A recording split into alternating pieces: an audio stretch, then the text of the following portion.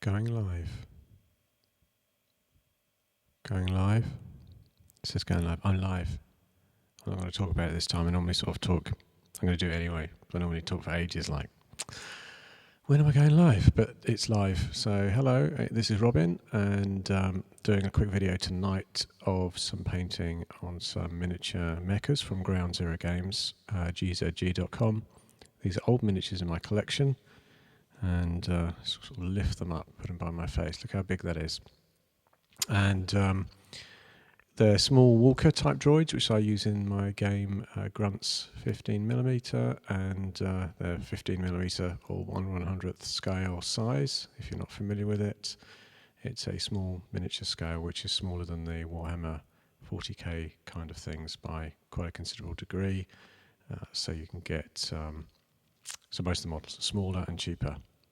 So that's a sort of introduction. I had painted these previously about 8 years ago, so they're kind of a rescue job. I see there's a trend at the moment on YouTube for quite a few channels where people are buying old models off eBay and then refactoring them by painting and touching them up as best they can, perhaps even without stripping them down first. Anyway, I didn't strip these down, but I did add some bits of plastic card and other bits and pieces to them to super detail them and put them on a base. So without further ado, I'm going to dive into the close-up by pressing this button here. I realise now that I could do with a drink too. Right. This is good. Oh, Graham, hello. My usual friendly lone visitor. Thanks for joining. Here we go. I'm going to say thanks. I can type. I've got slightly newly configured layout, which means I can nearly see what people are saying to me. So that's one thing I'm doing. And I stand up, so you can see here the bench is quite far below the metal tin. This is an old military transport case that I've had sitting in the garage for a very long time. And I noticed that while I was doing these online videos, I was leaning over too much, so I've had to raise it up because I'm standing here while I do this. I'm getting quite comfortable with the idea because I sit down too much at work, which is probably a familiar thing for a lot of people. So zooming into these so we can see them, and then recognising really that I need to just readjust my camera. These things happen. New rig set up. Probably just need to bring that back a bit there. There we go. Right. So yeah, they're a bit more visible now, aren't they? This is good. I can see them. In a moment, I'm going to put my magnifier down, which means I'll no longer be able to see them. So these are old models from Ground Zero Games. As I said, I painted them a long time ago, probably 8 years ago, and they're quite finely detailed, small 15mm scale miniatures. I've popped them on these steel bases. Reason for that's twofold. One, these are very cheap and sturdy, and unlike MDF wood bases that seem to be the trend at the moment, they're about as cheap as getting a MDF cut, laser cut piece of wood base, but nice and weighty. I like a heavy metal model. That's an interesting point. So I'll just say actually that a long time ago, when miniatures started to come out in plastic, especially the Games Workshop miniatures, I really had an aversion to them, but not because they didn't look good, but because there was some kind of intrinsic thing built into me that said I wanted to game with a heavy metal miniature. I liked the weight of it. Don't know why, just a thing for me. But nowadays I do play with plastic models from Games Workshop as well, so yeah, I'm quite comfortable with playing with miniatures made of plastic or resin or metal. So what am I going to do and what have I done so far? So probably need to zoom in even further actually.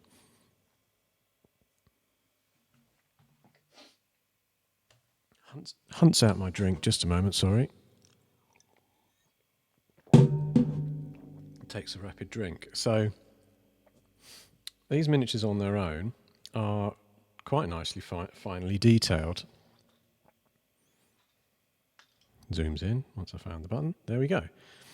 However, I have added on, I want to keep that in focus. I want to keep that in focus, and it's going out of focus. There we are. So I have added a range of little tiny bits of plastic card. These hex shapes here, some square bits on the side down there. I've added more plastic card to the side metal limbs. They had one section of metal already on there, this bottom one. So the middle bit and the top bit's from me. And in fact, I think this is how John at Ground Zero Games used to do most of his models. They're kind of, he puts a piece on and then adds layers of plastic card to detail them out. I've just taken that to the next level by adding a lot more. Most of this detail on the top is extra plastic card. The weapons on these were interesting. They were like pea shooters, really. I don't know if you, there's a Star Wars episode, one of the Clone War type ones, and there's these walkers in that, and they have a big domed head, but kind of weird pea shooter like laser coming out of the sort of mouth part of the beast, of the metal mecha. And that's what these look like. They had a single sort of prong, that's the best way to describe it, a prong laser on the front, and I removed that, just cut it off. I think it was actually a glue-on piece, extra weapons, because these could be fitted with different weapons. And then I added bits from my sort of kit box on there. And as I say, the reason it's looking a bit rough and ready at the moment is because it had a paint job on it. Then I've added white plastic card pieces, like these pieces here, which I'd cut to size. And a variety of different little tiny bits. I basically went to town cutting lots of bits of small styrene plastic card into these shapes, and then I glued them on to the models. And the other one has a slightly different gun, but it's on theme with that gun, that kind of way I wanted it to look like it was coming. This one sort of pointed slightly to the side in this direction, and I wanted the weapon to look like it was sort of narrowing in from the body towards the front. That was a general theme, and added bits of plastic card to do that on there.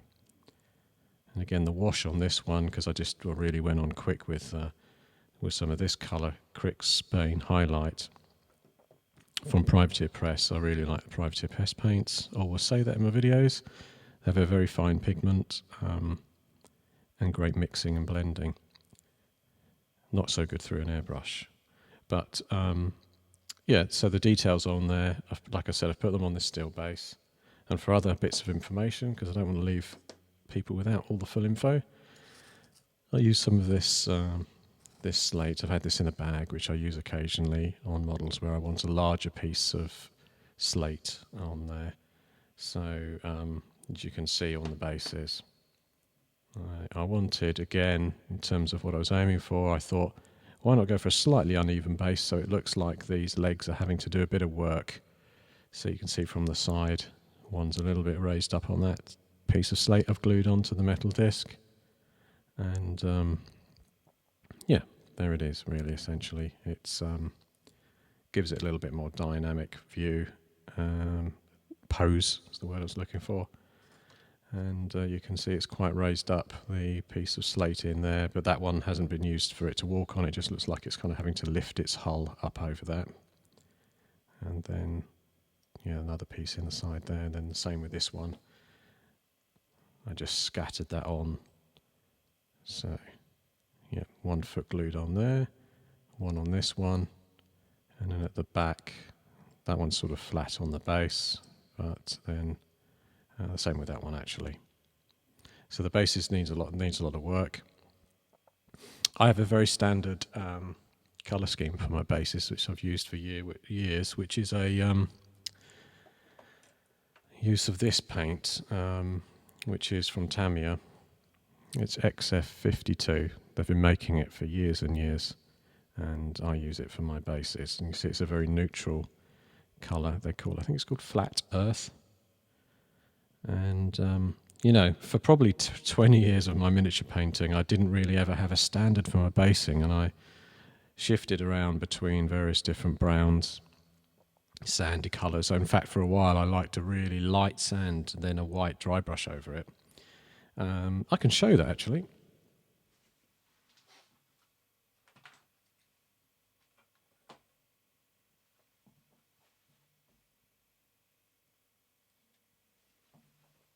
That didn't take very long, and I'm back. So yeah, this was my old base type. I used to go for this quite sort of pale, pale khaki. I don't know what you want to call it on there. And then you can see what that looks like done in a kind of a rougher style with bigger chunks and a lighter dry brush. So it's kind of like almost a bone colour. And then this is my more recent basing. I think I can just about zoom in there a little bit more and get that in focus. Yeah. So you can see it's more Vietnam War. And when I say Vietnam War, I mean that kind of slightly more rusty brown that the mud and the clay was out there. So, but then mixed with some slightly lighter sort of cracked earth and bits and pieces as well. So I've gone from this, which is about 8 or 9 years ago, where it was quite light, and then now I'm moving down to a slightly darker look, but not too dark. You don't want a base. I find when bases are very dark, they have a tendency to, with a 15mm model, they tend to darken the whole figure. And because there's actually a rule which to do with light and size, which I can't remember the specifics about the rule, but the smaller the model, the brighter you have to paint them to give that sort of convincing look of scale. So if you darken, and I did a mistake once, I'd done a mistake. No, I did have a problem once, and that was back in the day. I did some 6mm models for Battletech, and I did the infantry, and I did them really dark bases, dark models and dark sort of green, trying to get really realistic with a dark greenish base. And in the end, you just couldn't see them. They were just like these brown, dark blobs. And I had really gone to town on painting these Battletech infantry the best I could. So I was a fool for going so dark. Yeah, definitely don't go too dark with your bases.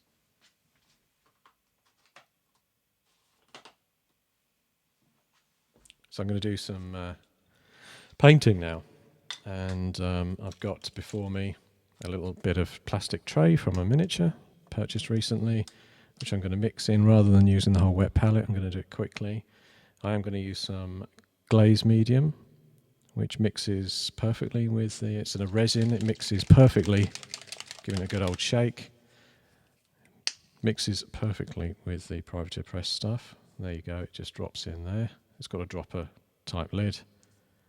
And I use that to thin the paint rather than use water completely, although the brush is dampened.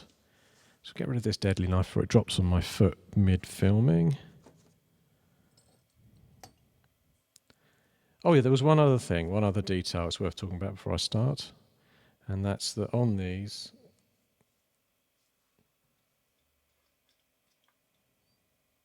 on the back there, you can see a very fine kind of aerial thing sticking out. And to do that, I used an incredibly thin drill bit and drilled through into the model, and then used piano wire. So available in all good piano wire stores, but actually if you just look online, you can get piano wire anywhere. Warning with piano wire, when you cut it, and it fires apart because it's under kind of tension. When you clip it into, if you've got your finger near one piece, it'll try and penetrate the skin. And then for the future of using these models, you do have to be careful because that is quite sharp. But I quite like the fine look of a piano wire aerial. It's a little bit finer and more in scale than if you used a thicker bit of brass wire. But you do have that health and safety risk that you could catch your finger on it at some point, and it will be nasty. So colours on this. So far I gave it a kind of an overall wash of Crixbane highlight. But I'm going to go actually darker. I want dark blackish legs. So I'm going to use coal black around the legs. And then around the hull and body, I'm going to use the Crixbane base. And then I'm going to highlight up with the Crixbane highlight, which is all in this kind of grey-green theme. Coal black, in fact, has a lot of blue in it. I quite like it. It's a bit different. And then I wanted to go out towards the, potentially out towards the end of the guns with a lighter colour to highlight out towards the gun, kind of almost like a nearer to white towards the gun. And then I might put a yellow stripe across the front of the mid of the gun on them and possibly around the legs. But I want it to look like that way paint chips off yet kind of striping. I don't know how I'm going to achieve that. Probably won't do that in this part of the video because what time have we got? It's 9:30 UK time. So, or thereabouts. So let's get started. Coal black around the bottom of the legs now, and shake that up. You may hear I do have small metal balls inside the paint pots. Oh, and another thing. You ever get any of these paint pots? It's worth looking out for these replacement lids. Now, I've had these paints for 10 years perhaps, some of them. This one's probably a 10-year-old one. And I hardly used it. But the lids crack. Look at this. That's what happens to a really old privateer press style lid like that. And the reason for that is I used to leave this in this room, which had direct sunlight streaming in. And I think the UV just cracked all this stuff. Anyway, that's one that I need to recover. I was going to do a video about replacing those. When you do that, obviously, you salvage the paint pot for future use. Hooray, Pros Painting Max Live. What else could one dream of? Well, it's not really a massive dream. But let's better get started then, so I'm actually doing something. So I'm going to use the larger of these brushes, my favourite brushes. This one's an antique nearly now, Tamiya Modelling Brush Pro. You can see how much use it's had. It has a kind of metal stem there.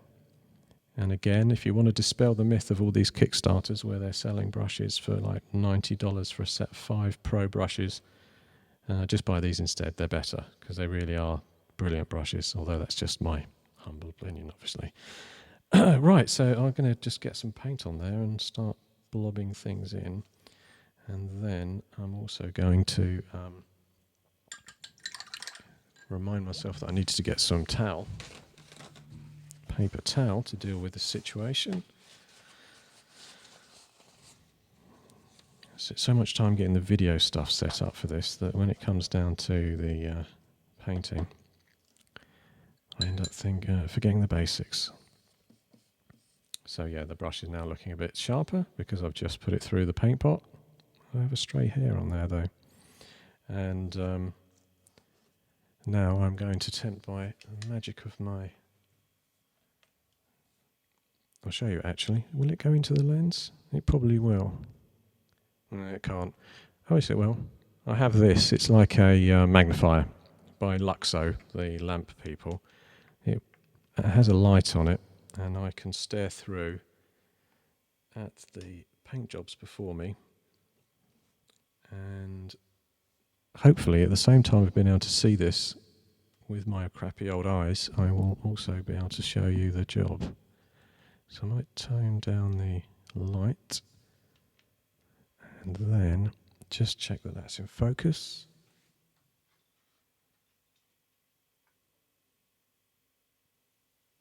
I think that will do. So I'm going to start, as I said, with this darker colour. And because I'm not really, this isn't the case of like doing this to a massive pro standard, but I'm pretty quick when I want to go like, when I want to get something done like this.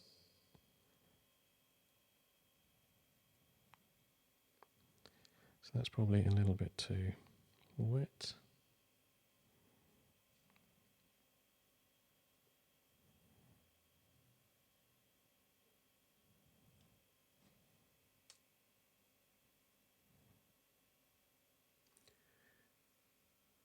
It is visible.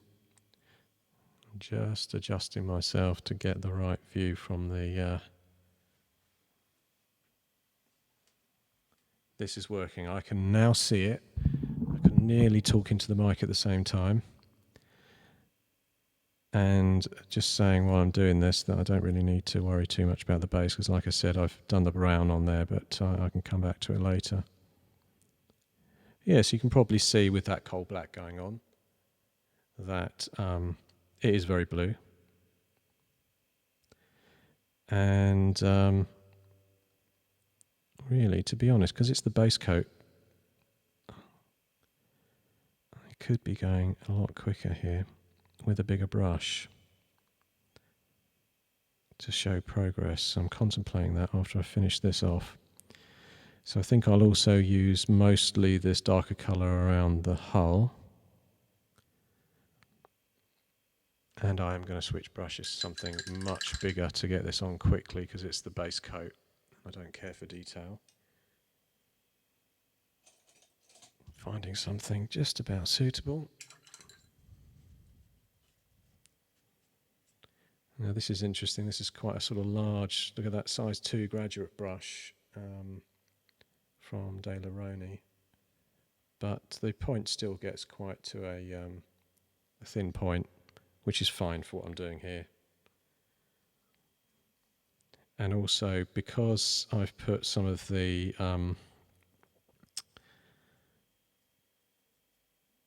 gloss-based glaze medium in there, it also goes on and kind of leaves, it goes on quite transparent is the word I was looking for, which that means that because I'm going on thin and fast, I will need to come back and do a second coat as well. I mean, you gain the benefit of quite nice thin down paint to get the coverage on, but you do also get the negative result of it being quite thin when you've got the glaze medium in. It makes it quite transparent,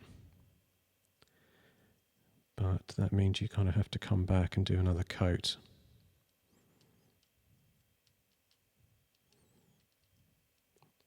And also your model goes through that phase, which I'm sure everybody's familiar with. You're kind of halfway through something and you think, oh, this isn't looking great yet.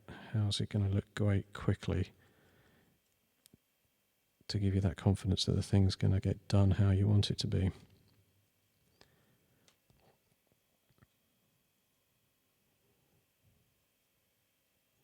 Just checking back on the video. Any sign that it's in frame? It is.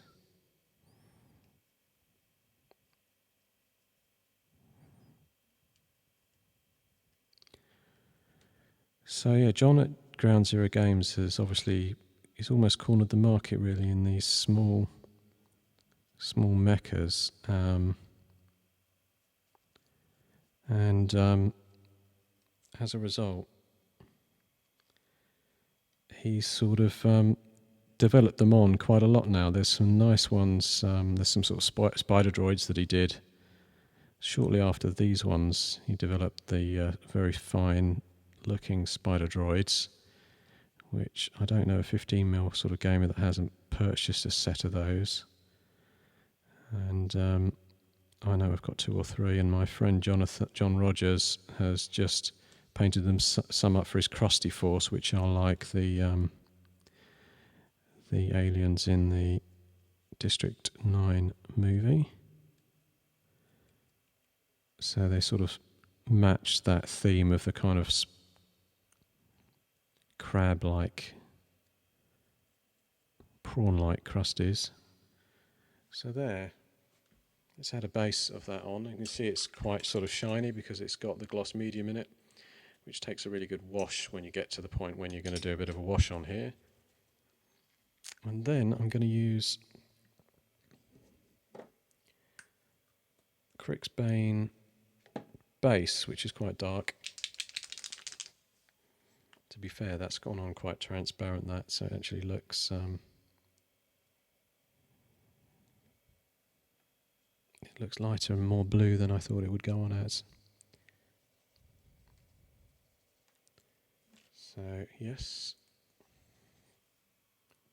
still going to keep up the pace. Get my eye in again on this magnifier. It's quite difficult when you get your eye in through a magnifier like this. You can see every detail on the model, even when you're an old fart.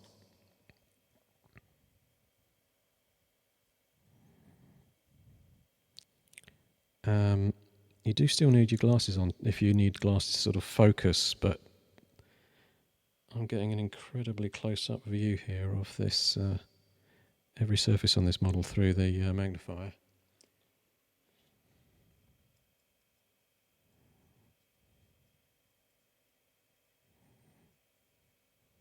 see how rough and ready I am here.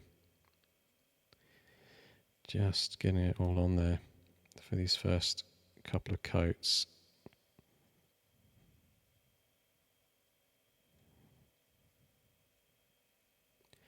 Oh, and that's one thing is I like to normally, because these are old models that I've recovered and they already had a coat of paint on them before I even added these sort of plastic art details and bits and pieces. And as a result, they had that sort of base grey on them already, which was the Crixbane highlight colour.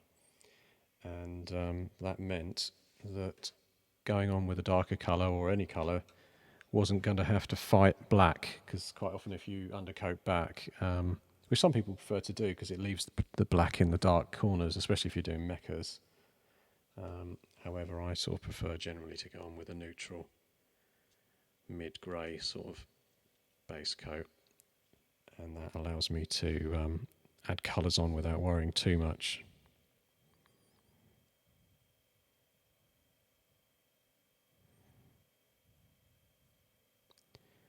That I was going to have to add lots and lots of layers to try and finger accident, to add lots of layers to sort of cover it. So one other thing with this medium that you can probably see I'm doing now is I'm painting on an area that was already covered in the coal black with this green, and it does sort of blend it together because the gloss medium that I used takes a little bit longer to dry than normal paint.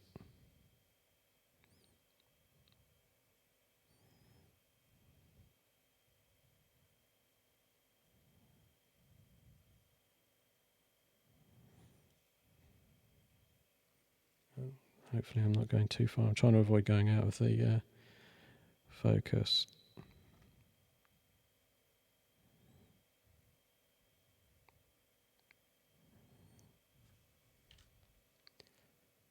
So that will be drying.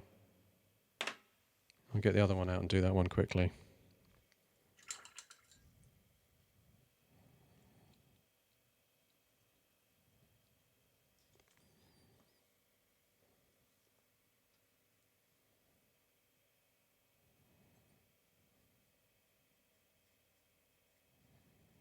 Yeah, I'm a bit faster on this one. Could do with being able to speed this up, couldn't I, in real time? To speed myself up with some sort of weird button.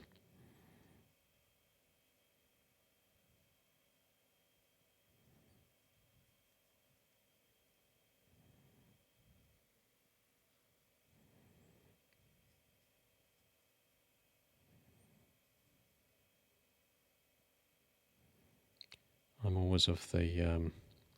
I've always sort of painted, well, in the last few years at least anyway, of very... Try and go on quick and not be too worried that things don't look perfect first off, because I then build up a bit. And I do that with my bases as well. I'll go on with the sort of base colour and then add, not being too worried that things aren't on perfectly with the first attempt. And if you were doing, you're painting up an army and you had a lot of these to do, half a dozen of these or something, you would, getting them done in this way means you can sort of speed through.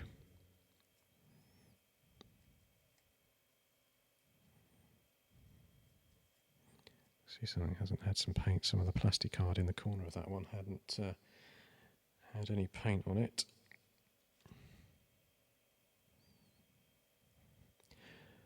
Yeah, so I've always done little things where I do models, and especially with the sort of 15mm stuff from Ground Zero Games, I quite often will add a extra bit of stowage on a tank or extra detail, but this is probably the first time where I've gone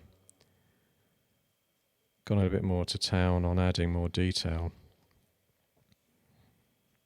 And the reason for that is that I bought this plastic art cutting tool thing that's like a guillotine with a very sharp, it's basically just a sharp blade at the end of a guillotine.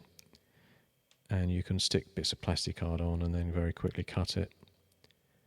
And also I have a set of these things from RP Tools. They're in Poland, and they do punches. So I did I bought from them a while back the punches that give me these hex shapes, so I can punch those out quickly, because you can never cut a hex shape very easily, and also you can't really cut circles that easily. And I've got a couple of circle bits on the front of this gun, but their stamp kits do have those sort of cutters that allow you to stamp through and make a hex and make the shapes that make this a little bit more interesting and quick to do. So I was basically, a couple of nights ago, I ended up punching out, a dozen or so of these things for each size in this tray.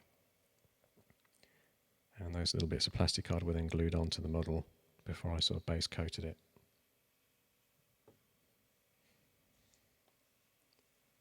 And it just makes them a bit more personal. I mean, you could do even more. You could, obviously I used a weapon from another miniature to add on to this, and then I added some plastic card rod, styrene rod on top too, and just makes it a bit more personal.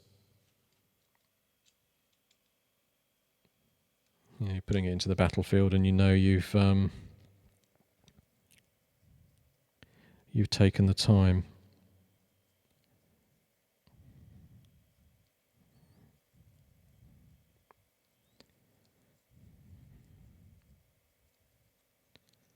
To do some detail on it that's a bit more personal rather than it just being production line model. I think that's something that you can do quite nicely in the 15mm world, because the models are quite easy to adapt.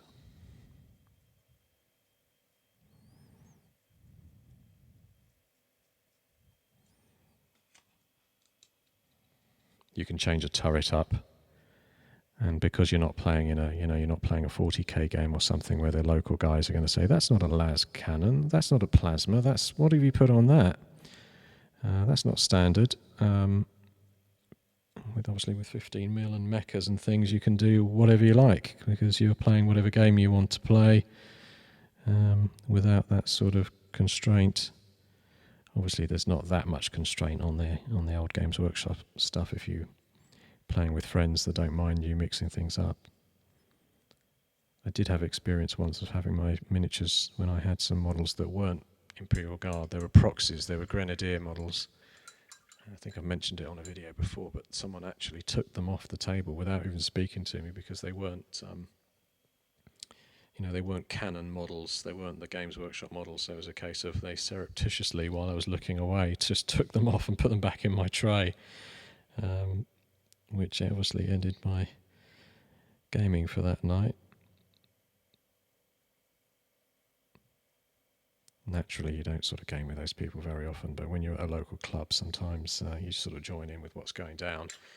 And that's what happened that night. I made the mistake of bringing proxy models along to a hardcore Games Workshop 40k game. Yeah, there's a kind of a glossy sheen on that, but that's because the glaze medium I'm using does have a gloss glaze in it. And that means when you're putting a wash on, which I do later on these to sort of pick out the detail, it will highlight that up nicely. And now I'm going to use the Crixbane highlight. Again, you can probably hear the metal balls rattling around there. And it's just a lighter grey. What would you call it? Battleship grey, maybe?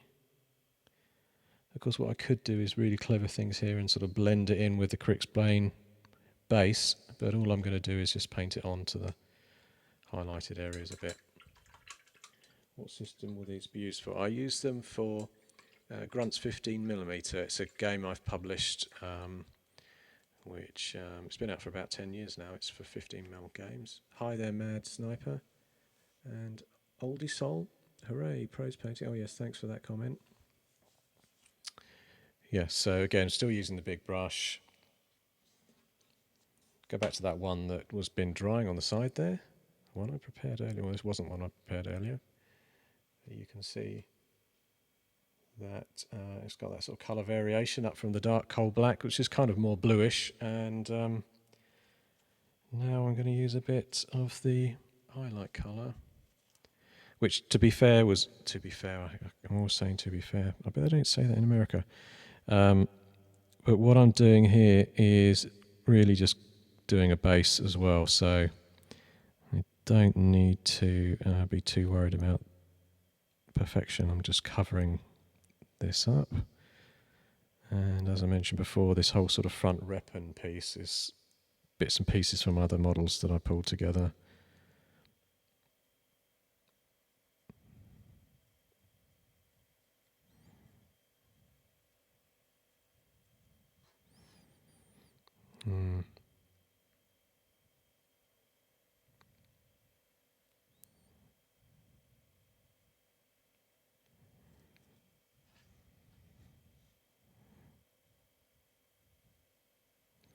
Should really switch to a smaller brush now, but since I am just rushing this through, and I'm going to bring out all the detail when I do a sort of a wash of some colours, darker colours on here. And then I'm going to edge highlight as well. It will hide a multitude of sins, he says. Just checking again, I'm actually in the film. I am. Okay, so I shall do the gun on the other one. I think it was already done, really, to be, I almost said to be fair again, it's already done. So, from when I sort of primed it with the Crixbane highlight.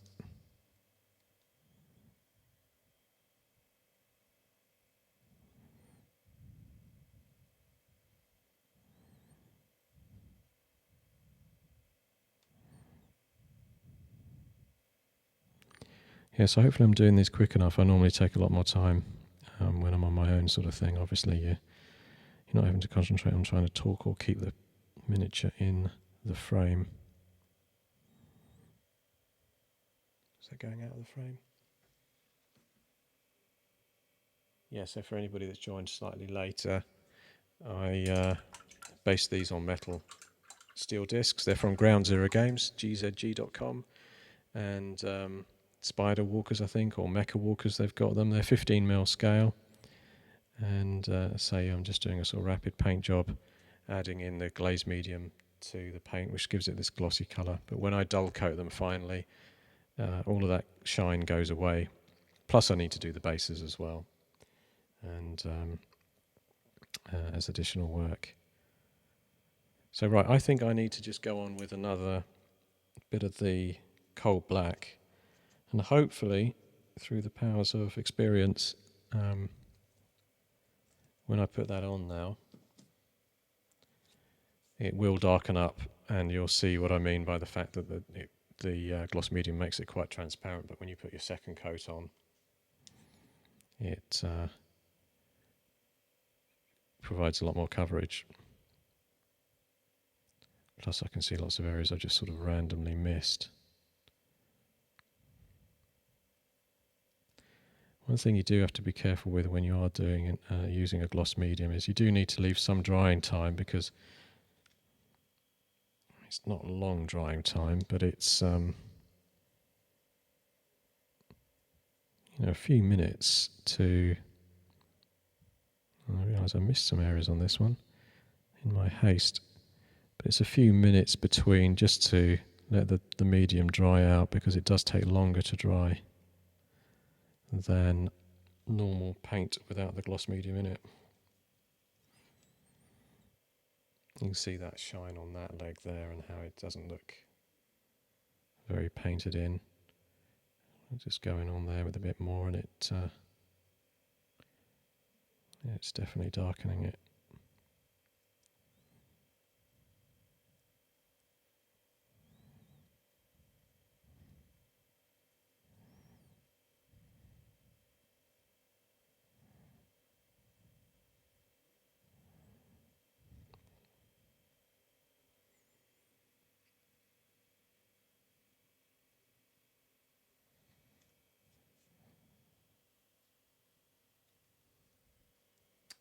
Oh wow, I didn't realise you published grants. Fantastic work. Do you have any thoughts concerning 50mm for role-playing use as Traveller?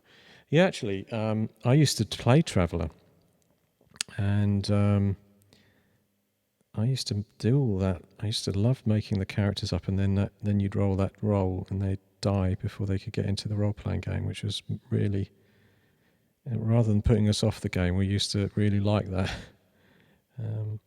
But yeah, I mean, people not familiar with Traveller, it's quite a complex character creation for such a... I'm trying to see if that is in focus at all. I may have lost focus halfway between there. Yeah, quite complex character generation when you sort of do their education of your character and what they're going to go into military school or what have you. And I seem to remember there's one point where you roll to see if anything happens to the character that you're role playing, and they can die before you even finish the character creation. But yeah, we liked that and enjoyed it as kind of an interesting quirk. And also Traveller, I like their approach to sort of tech zones. Don't know if anybody reads any sci-fi from sort of Hamilton. Is it John Hamilton that did the Commonwealth Saga and a few things like that? He has that in his stories anyway, sort of sci-fi opera style books and stories. But he has some planets that are very low tech, and Traveller sort of had that developed in the system, so you could end up with a tech planet that was, practically World War I or World War II grade military. And then you'd also have, super modern tech as well on other planets, depending on their sort of resources and civilization that's developed. And interesting, I was talking to a friend about that recently. He didn't quite get it. He didn't. He's kind of a TV sci-fi fan. Loves all the sort of harder sci-fi aliens type stuff. And I was explaining to him, you could end up with a fight where you had, some aliens versus some almost steampunk grade World War One technology, or you could have, a planet with super high-tech grav facing off against one that was, like some sort of Martian planet that was more industrial, kind of Russian heavy tech or something that wasn't up to modern standards. But he found that a bit offensive. He thought that was a bit fanciful to mix sort of ages, essentially. I mean, it's not a case of knights on horseback versus tanks and military, but you could go even that far if you wanted. I like to sort of mix it up. So anybody else say that yet? What paint do you recommend for beginners into the hobby? So I think for beginner paint, the Games Workshop stuff, because you can get it everywhere, it's good. I used it for years, but I then went into this stuff. The problem with the Privateer Press P3 paints, it's not really a problem for me, but it's a problem for a newbie, someone starting out, is that all the paint colours are unfamiliar. So if you picked up some 40k and you wanted to paint a Space Marine, you'd go, oh, what colour am I going to use? Because obviously if you bought the Games Workshop, you'd get exactly the colour you needed. Ultramarine blue for an ultramarine, or whatever you needed would be in a guidebook. So if you're going to do 40k, I'd stick to the paints that they do. Plus they're pretty good. I mean, there's nothing wrong with them. I bought some. They had a period about 3 or 4 years ago where they did different lids to what they've got now, and I found everything was dried out within a year, or at least 60% of the pots that I'd opened and used, and then used just a couple of times, ended up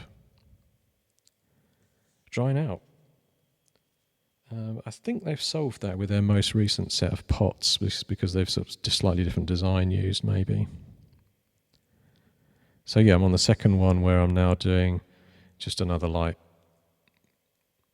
coat over what I'd already done to just make it more even, because the first time I put it on, it looked a bit wishy-washy, I think is the best way to describe it.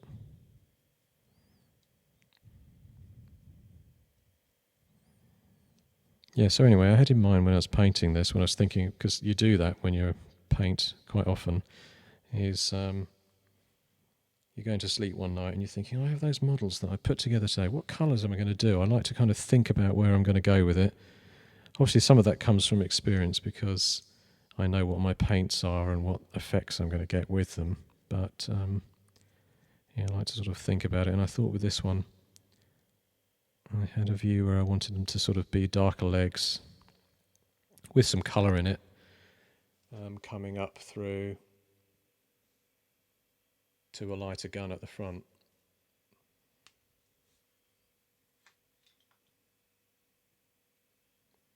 Apologies if I was just doing that and it was out of focus, that's no good. Army Painter. I had a set of Army Painters because I did another game called Imperial Skies, which was published a couple of years ago, and it's small flying ships, kind of steampunk era flying ships, Victorian style. And they were really kind to me. They gave me a free set, and I painted all the models for the book using their Army Painter. They're in Denmark, by the way, interestingly enough, which is not known for its paints. Kind of quirky historical point that Italy was the sort of first point for first historic area for great skill in pigments, in paints, etc. And the Renaissance time, etc. And before that, probably for early pigments, for the Roman usage. And they still are very good with plastics, Italian plastic, and paint pigments. And Spain as well, with I think the Vallejo paints are from Spain, but they're good with their colour. In modern industrial use as well, especially Italy, but Denmark not known for it. But that's where they got that's where the Army Painters are from. And they started, the Army Painter guys started out with a project where they did these washes, Army Painter washes, which I have a tin of that somewhere. Unfortunately not to hand, but it's like Army Painter washes are like deck paint for deck varnish for ships, for boats. But they sort of formulated it in a certain way and gave us a technique where you'd sort of paint on like this and then wash the whole thing with Army Painter wash by dipping it.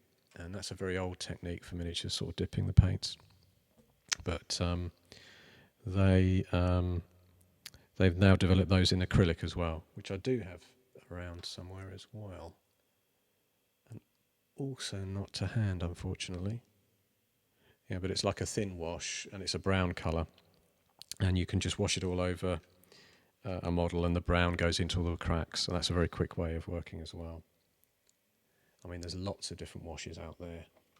I use these ones as well. I'll just sort of show one of these. This is from MIG. No, they're not MIG. These are Life Colour, and this is Burned Olive Green. And it's like a non-smelling wash, they call it.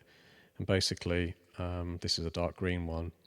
It'll go into all the sort of dark corners on a model and gives it a sort of darker tone. Can be a good result. I'm sure most people listening are aware of those sort of things. But yeah, they're called Army Painter. I think they do a dark tone, soft tone, and maybe a black tone or light tone. And they're good paints. So I'm talking a lot now and not going on to the next stage, which I need to do.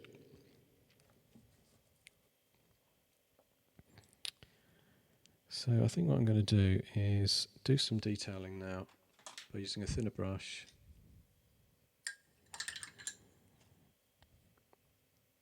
This is the Tamiya modelling brush back again, and this is a size 0. And I'm going to use the Crixbane base and just sort of paint some of that around the bottom of the hull.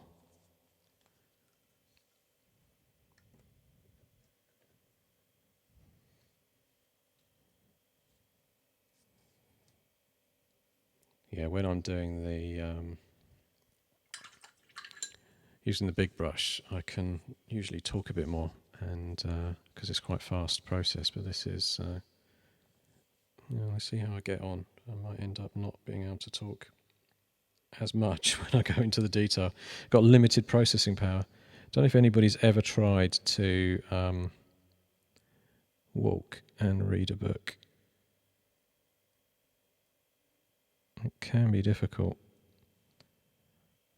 in terms of actual processing power grinding down.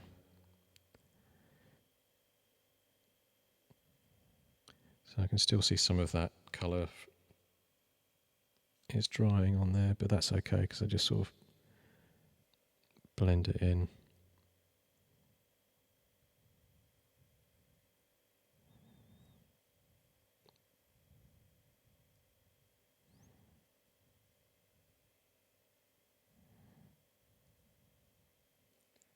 Checking. I'm slightly in focus, that's not too bad.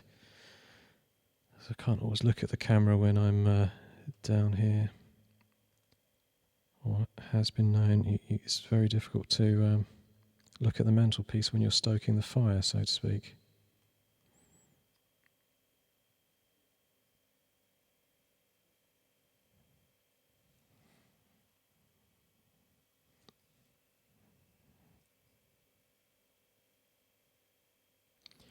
You can probably see it's going on much nicer than it was before, as in now I'm on the second coat of this, even though it's the gloss mediums mixed in.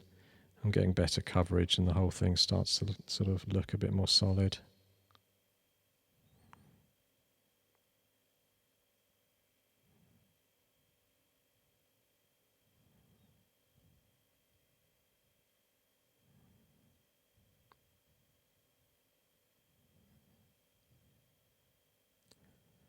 And so when I get to the detail bit, where I'm kind of doing edge paneling on these, it will again hide a lot of the issues that you get where you might have not had perfect coverage.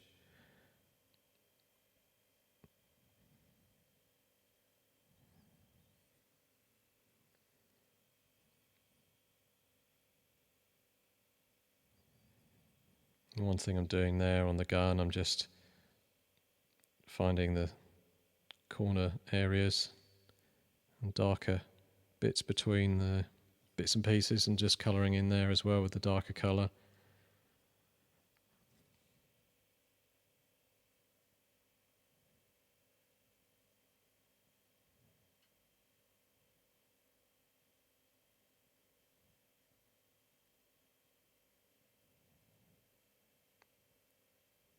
Yeah, I have noticed my processing power has gone down for conversation and painting when I'm now on a slightly more careful stage.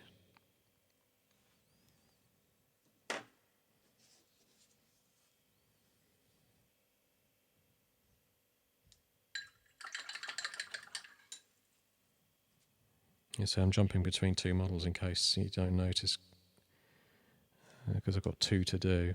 So here you'll see again, as I'm going on into those corners, the coverage is much better now.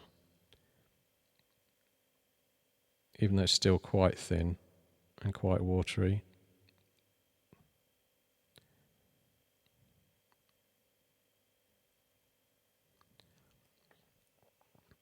And let's say when it's dried and dull coated,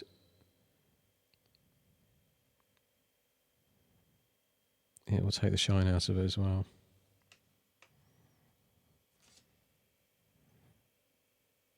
Check I'm in the frame slightly. I'm going to say miniatures. These miniatures are from, saying it again, just in case you just joined, Ground Zero Games, gzg.com.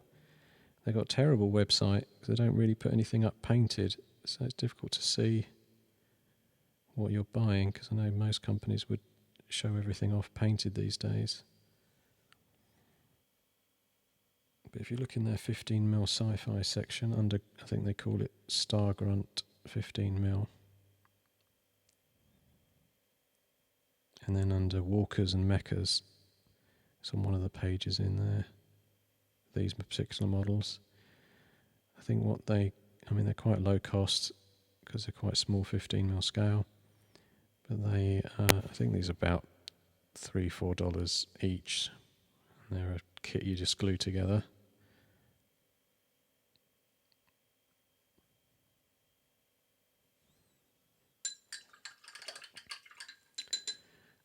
So what you could do, if you were happy, let these dry, dull coat them, and you could just go for them, get them on the battlefield straight away as they are. I mean, they've just had one solid coat of paint. Still drying. But of course I'm going to do a lot more detailing and bring them into sort of focus by doing edging on them, amongst other things. I'll also do some washes on them too. But they're drying off there. Let's have a look. Bring them into focus on the base there. Contemplate my next move. So while they're drying, I've got something else to show. So someone mentioned Traveller earlier, and just by chance I happen to have some original Traveller 15mm models right here. And these are kind of vintage. So what were these? When would I have bought some of these? Probably maybe late 80s or something, or early 90s. And they're a bit messed up. I've rebased them recently. This isn't finished in terms of the base. There are two new models on there. These are from Ground Zero Games. These are Ground Zero Games civilians. That might be a crew ship member or something there on the back. This is an old... it's had some paint or something up on there. This is an old Traveller model. Crew, I think. Spaceship crew, I think they called them. And this is an old Traveller sort of soldier type model, painted years ago, and just rebased recently onto this group base, and the base work hasn't been finished yet. But one thing I was going to, and another, and there's their kind of squad leader type thing for them as well. And I think that guy's from, yeah, that's a Ground Zero Games model as well. But someone asked recently about doing the Cracked Earth style, which is using a kind of a medium that you put on the base, and it gives you that cracked earth look there that you can see, sort of built up earth, sort of as if it's gone dry and then cracked. And in this instance, I haven't done it on the whole base. I've done it on sort of partial base for this model.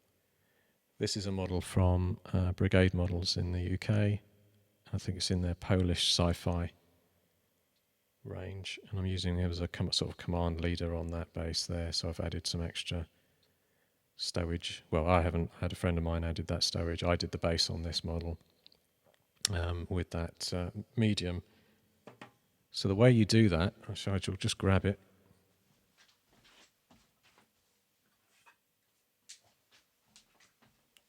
In fact, Games Workshop do their own cracked stuff, which is the same as this. Light and dry crackle effects. And then you can see on there the results you can get.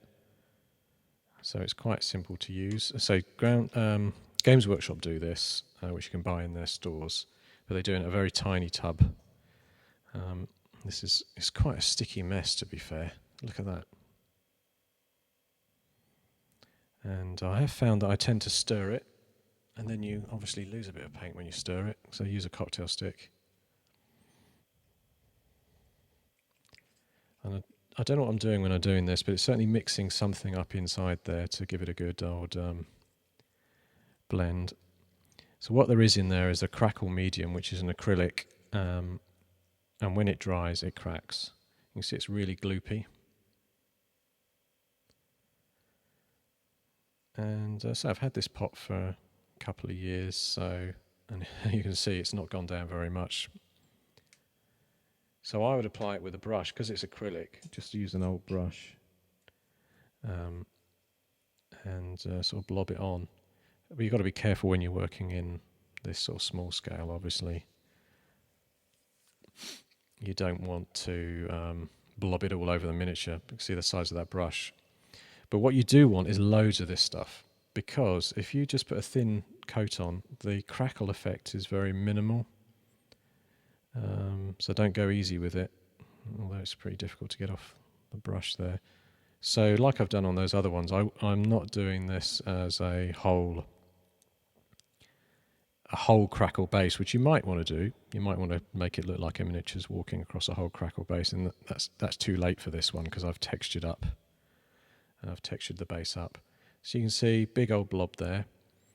And this does take a long time to dry. Yeah, that's going to take, well, with the thickness I put on, it might take a couple of hours to properly dry, and then all the cracks to appear. So the way I do it is I'm just doing it as extra detail on these bases, and I will do it on the those walkers. I might put a bit along one side. So I could go into an area that might be drying out there, right up to the edge of the base. And that will dry out. Now, of course, the first thing in this scale, when you do that, that's looking really too obvious on the base because it's not very well blended in. So when I do that on these models, just to show you the ones that have been done, so I can get that in focus, about there. You can see I've sort of done little bits of washes of dry brush or other colours on there just to blend it in. Otherwise, it's a bit too striking just to have it almost looks like snow or something. And I haven't actually dry brushed up or done any other detailing on this base other than remount these models on here on a metal disc. And so yeah, I've got to do that extra detail. Once they're dry, I can then go on and then I'll do that level of detail. Then I'll also put these tiny tufts on too, which definitely add the detail if you can put some tufts on. My tufts are from this company in the UK called Tajima. I've no idea why he called himself that. Leafy shrub tufts. Oh, they're not the right ones. Yeah, he does these sets. They're quite nice, actually. I'm sure you can get them in every country. These are from the UK. Small grass tufts, self-adhesive. And there they are. And all you do is pick these off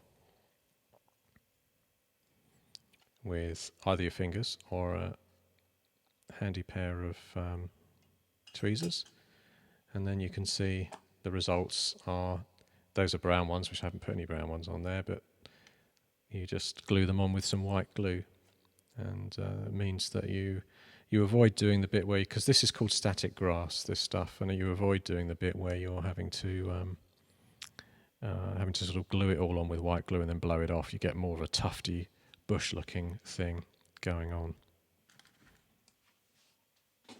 Right, now looking at the questions coming in. Yeah, so Army Painter paints, I used them, they were good. Yeah, they weren't as good as the Privateer Press models that I've got here, but they were certainly Privateer Press paints, but they were certainly good. Do you know, wish they made a PC game. I love painting, but rarely have the time to play tabletop. Yeah, it's hard to squeeze in tabletop gaming.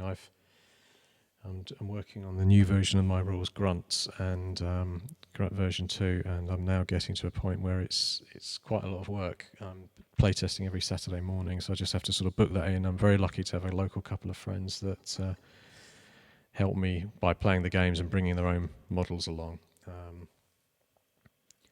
But it is hard to find the time. Also now, though, fortunately for me, my kids are older, in their sort of 20s now, so I've been able to return to gaming after I've brought kids up with my wife. Although I've never really given it up. I've certainly not done as much of it when they were younger.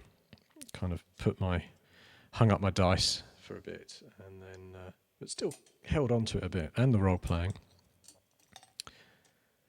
Right, so you can see they look quite shiny and not that brill, but they're getting there.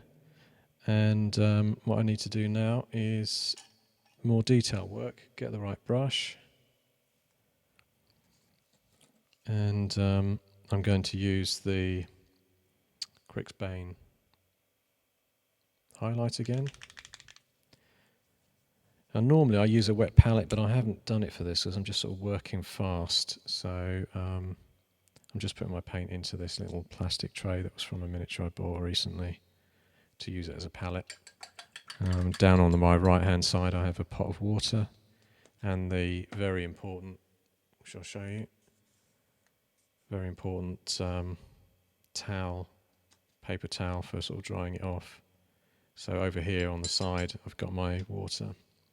And this is just I don't know why I've left that out there, but it's just kind of bits and pieces, stowage and bits and pieces for 15mm. There's another 15mm model in there. When you're doing bits and pieces, I leave them around myself. And I also showed you earlier, if you hadn't seen it, that I use this tiny slate chips to do some of the detailing on these bases. So they have those slate chips inside underneath the feet and things in there to kind of raise them up slightly without having to model it. I just stick on some raised chips, move the model around, see how it sits, and then glue it. So I've just put down some of the grey.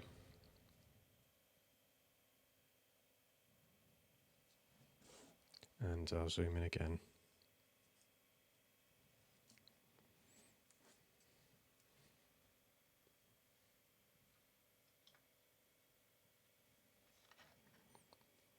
So you can see the darker, it's still got the gloss on it because like I said, I've got the mixing medium in there, but I need to put my zoom thing back in front. Sorry.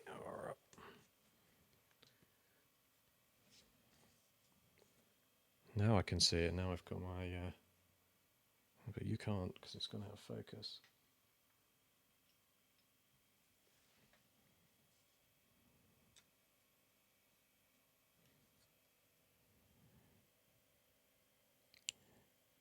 I just realised I've got stray hair on this brush and it's annoying me.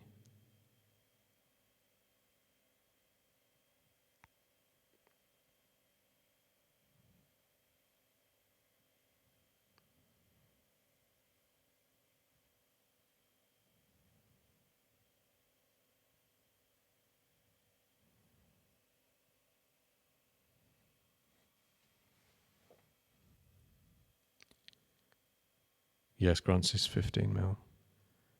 Yeah, 15mm models.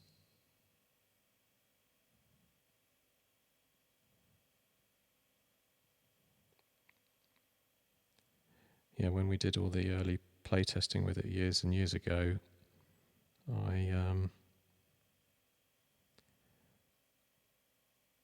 we played the ranges and things used in the game in a way where we'd see that it would feel right, as much as try and design the game with some realism. You also sort of do the ranges trying to make them feel right, not, sometimes,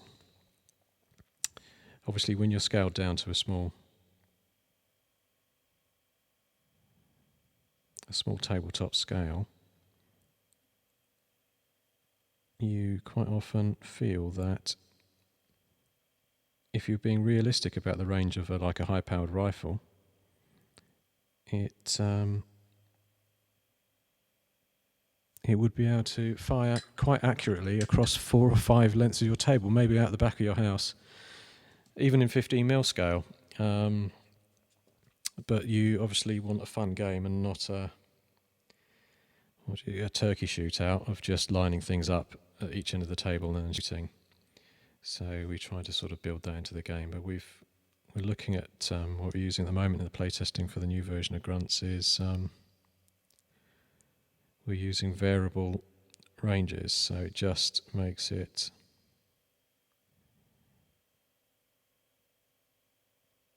scale out and be a little bit more realistic, whilst being a little bit harder to hit at the longer ranges.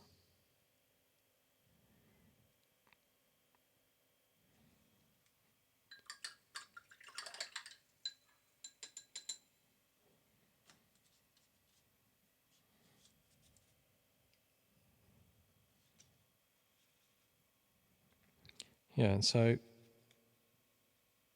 I could get another grey, or I could highlight up a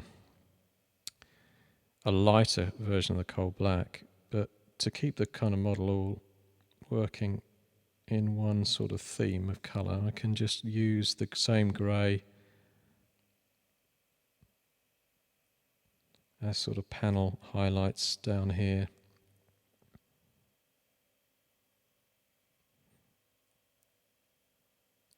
On the legs at the same time.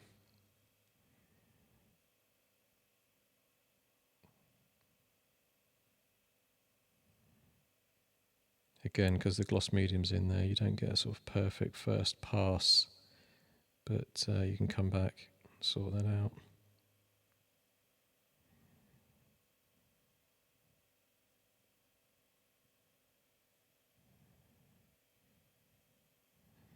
In fact, I can see some is still drying. I'd normally maybe leave it to dry a bit longer.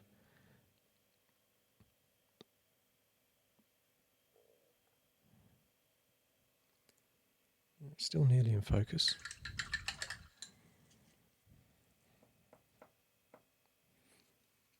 See what the other one's looking like.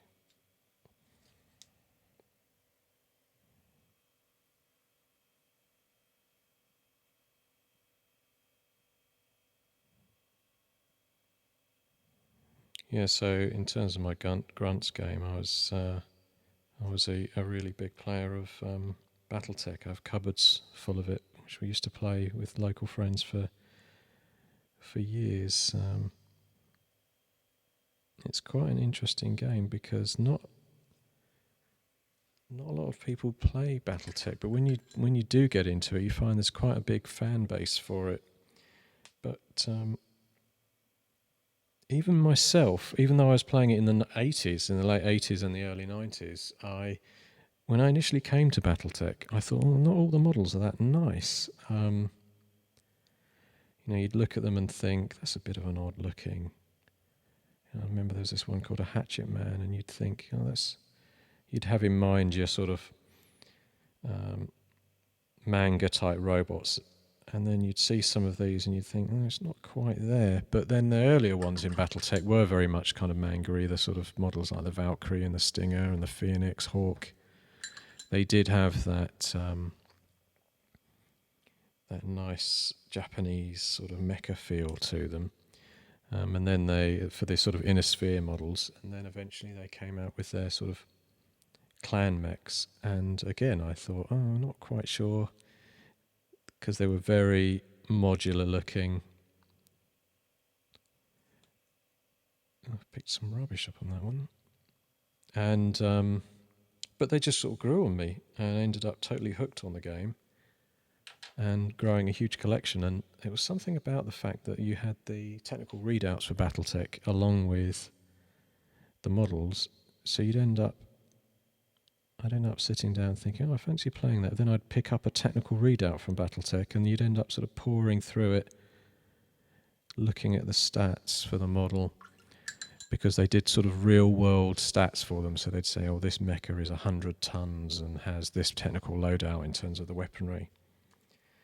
And it became, sort of took over from the fact that the model maybe didn't initially attract you to it because you thought, well, that's a funny gun sticking out there, or it's not the right shape. You end up combining that with your interest in the actual technical sort of fluff for the model, and before you know it, you're sort of in love with them and collecting a lot and painting and playing. So yeah, that was a big inspiration, BattleTech, for my grunts rules, because I wanted to match they use a 2 dice mechanism to roll in their 2d6, which has a good, what's called a bell curve in terms of game design.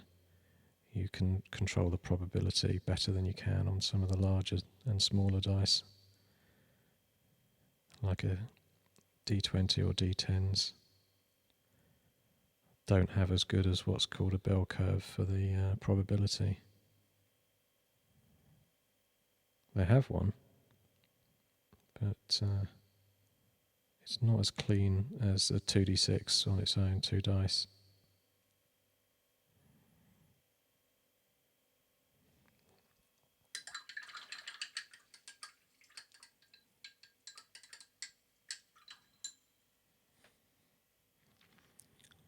Yeah, so I promise these do look much better once the gloss is taken out of this shaded area on there, and that is still kind of drying as well. And what I might do now is pick out, I'll pick out some more details on the base, on the hull underneath. That's done badly.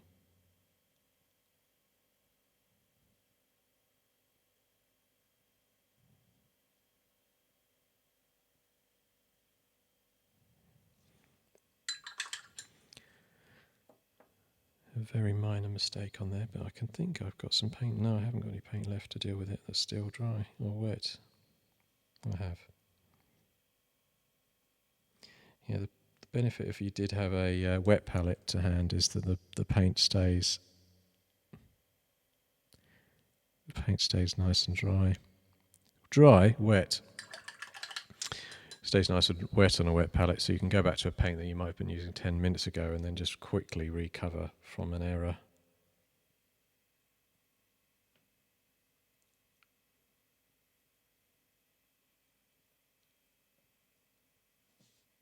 Let's try to focus on the... That's better. So continuing on with the Crixbane highlight.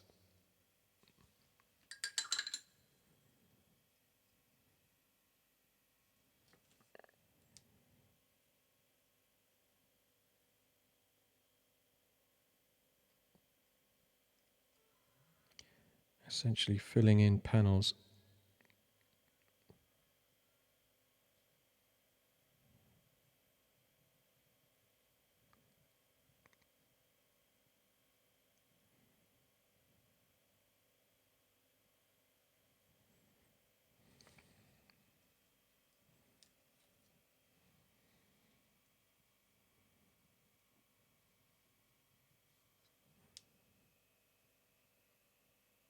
Too much paint on there.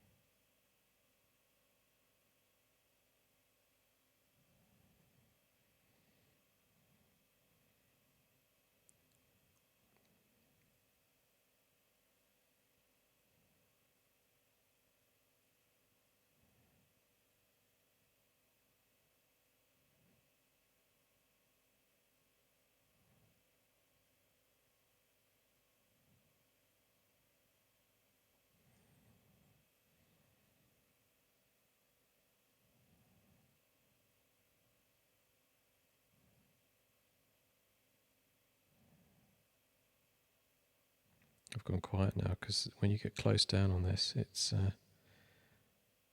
is hard work to try and think of something to talk about when you're trying to do a very fine bit of detail.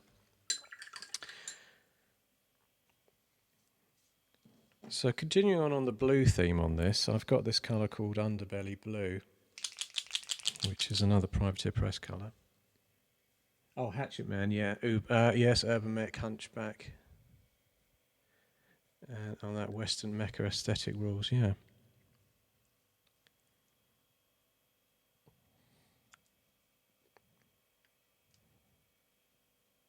Or maybe you never got a Hatchet Man, I don't know. I'm going to look in the cupboard just quickly, just while that's drying, just a moment.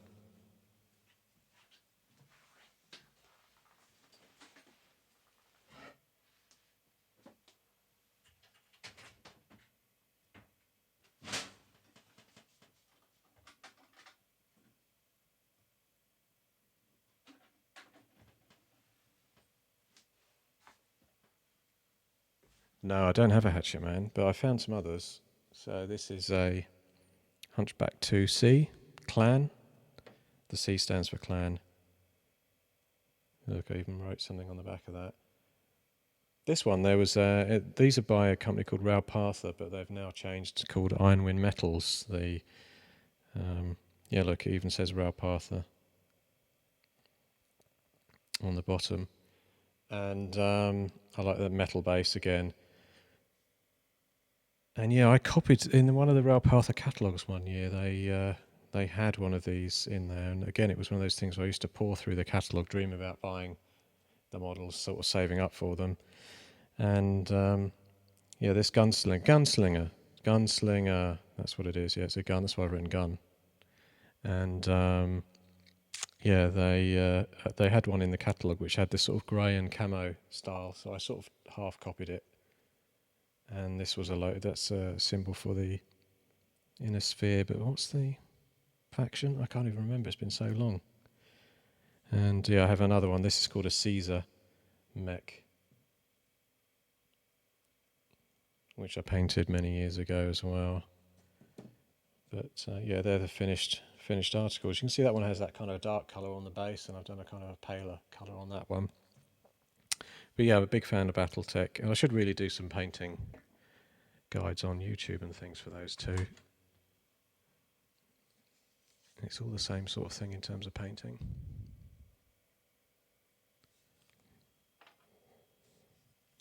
Yeah, so I've got this other colour, which is underbelly blue, which is meant for trolls. Obviously, I'm not using it for a troll. But I thought I'd use it just neat again, because I'm just working quickly on here. I don't want to blend two colours. I thought I'd just get the blue out, and that's what I'd use to highlight up the finer colours. I'm going to use a thinner brush. So I have a 00 brush.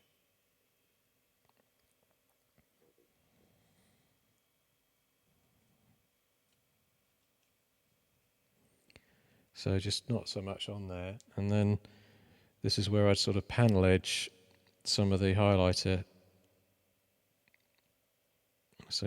areas, I mean top areas of the model.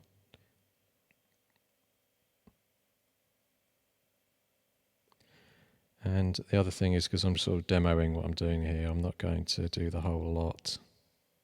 Otherwise I'll be here sort of all night.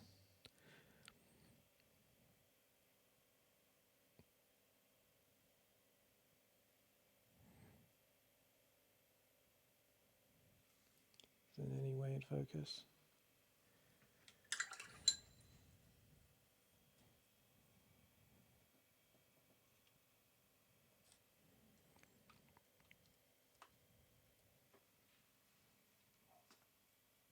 It may have gone out of focus.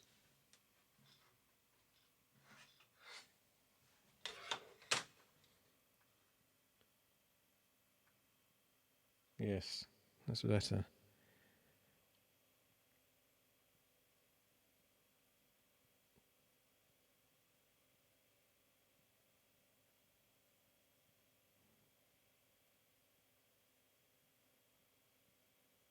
Oh, the aerial got in the way.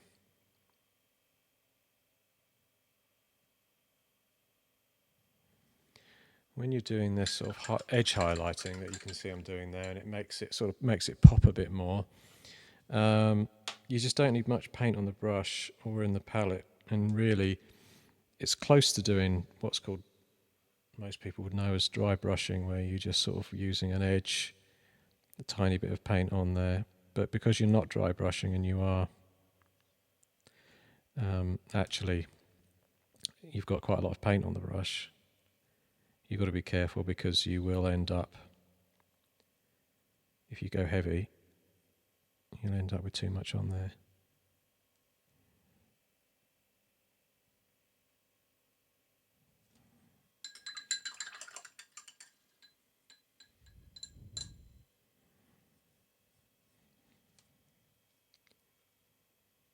So really what I should have done here is I should have spent a lot more time doing some of the base layers and then building up, but there's no harm in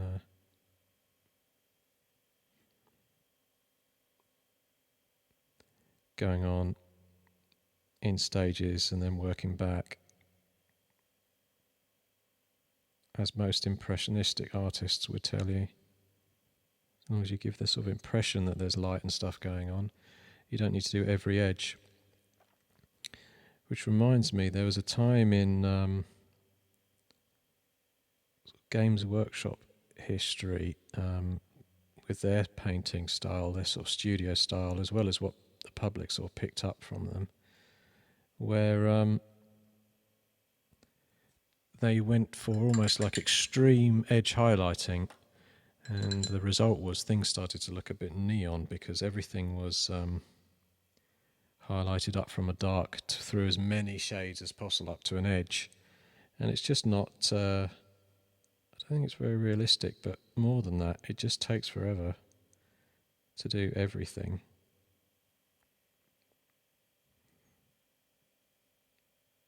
See, I've gone on too heavy there.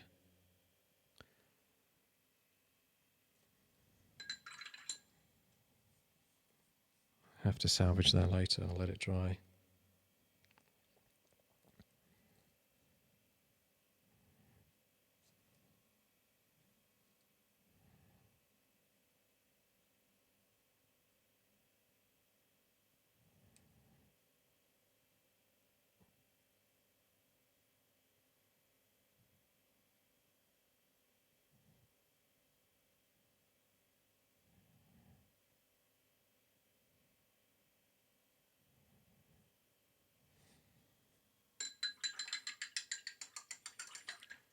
Yeah, so it's certainly bringing it all into focus a little bit more, putting the panel, so you can see comparatively on the other model, it doesn't have those edge highlights, although I've not done them everywhere yet. It looks a lot duller, doesn't it?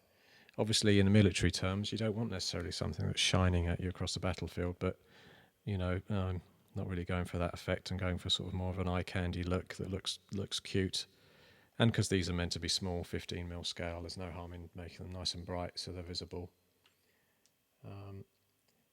So yeah, given that it's now 10:30, I'm going to take a break, and I'm going to come back and do some more of these over the weekend, and maybe even tomorrow night, and take them through to the end. So I'll do another video. Probably not. I'm probably going to take 2 more videos. I think it's probably going to be another 2 hours in these. Another hour of sort of detailing up, and then an hour or so of washes and just a few extra details. So yeah, there they are. Let me zoom in. Make sure they're in focus. Yeah.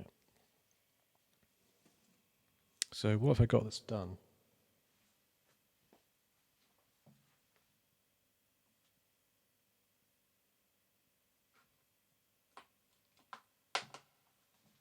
Brief pause, back. So you can see here some models that are in the same scale, including a vehicle. So this is from Ground Zero Games. It's a wheeled vehicle, and this is from a company called Kurasan. These are kind of like powered armor troops, and then this is the normal scale infantry